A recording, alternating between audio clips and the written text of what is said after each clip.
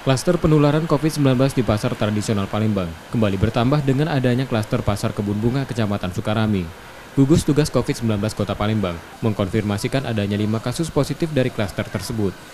Sebelumnya klaster serupa terjadi di pasar tradisional Kebon Semai Kecamatan Kemuning, yang sampai saat ini ada 27 orang yang positif COVID-19. Total sudah 32 kasus yang ditemukan dari 2 klaster pasar tradisional Palembang itu.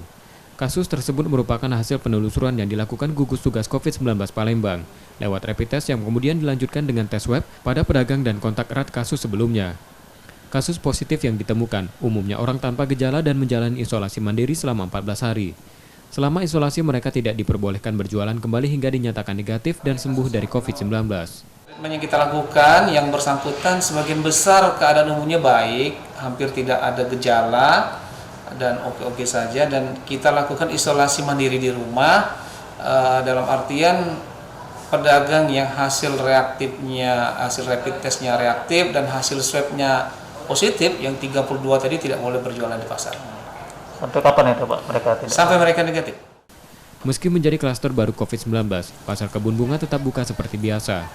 Protokol kesehatan diterapkan di pasar tersebut dengan mewajibkan setiap orang memakai masker, pengadaan fasilitas cuci tangan, dan sekat antara pembeli dan pedagang. Rizky Nurmizan, Kompas TV, Palembang.